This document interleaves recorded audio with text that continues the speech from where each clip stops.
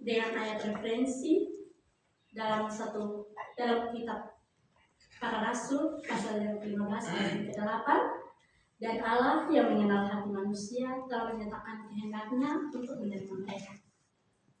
Sahabat muda, mengenal Allah dan kebenarannya menjadi salah satu tema populer belakangan ini. Belakangan ini, orang Kristen selalu rindu untuk mengenal Allah dan kebenarannya, namun susah untuk menemukan caranya.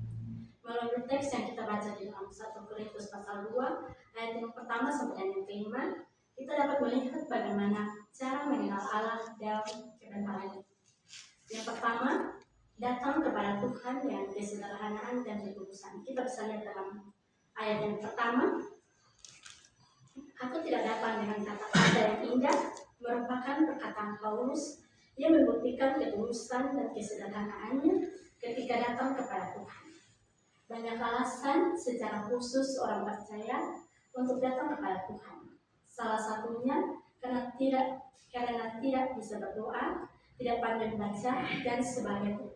Rasul Paulus memberitakan kepada kita contoh bagaimana kita datang kepada Tuhan sehingga dapat mengenal Allah, yaitu dengan kesederhanaan dan ketulusan kita.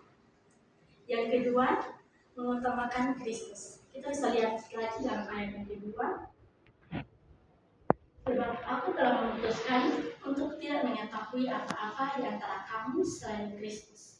Kalimat ini menunjukkan bahwa Rasul Paulus mengutamakan Kristus. Paulus juga ingin agar kita dapat memusatkan kehidupan kita kepada Kristus. Yang ketiga, bergantung pada Kristus. Kita bisa lihat ayat yang kelima, supaya iman kamu jangan bergantung pada hikmat manusia, tetapi kepada kekuatan Allah. Dalam teks ini, Rasul Paulus memberitahukan kepada kita supaya tidak bergantung pada pengertian manusia. Manusia sangatlah terbatas, lemah dan tidak kekal, tetapi bergantung pada Allah dengan hikmat dan pengertian dari Allah.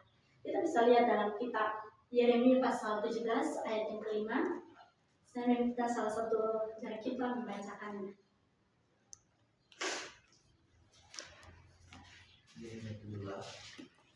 Surat Yeremia yang pasal 17 ayat yang kelima. Beginilah firman Tuhan, terkutuklah orang yang mengandalkan manusia, yang mengandalkan kekuatannya sendiri dan hatinya menjauh daripada Tuhan. Terima kasih. Dalam kitab Yeremia juga diartikan ada penghukuman bagi mereka yang mengandalkan manusia.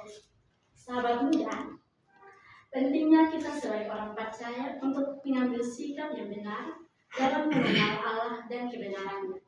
Mengambil sikap dengan datang kepada Tuhan dengan ketulusan dan mengutamakan Kristus dan bergantung pada Kristus. Mungkin itu sedikit renungan singkat dari saya. Mengenal tambahan Bapak Pendeta, saya silakan.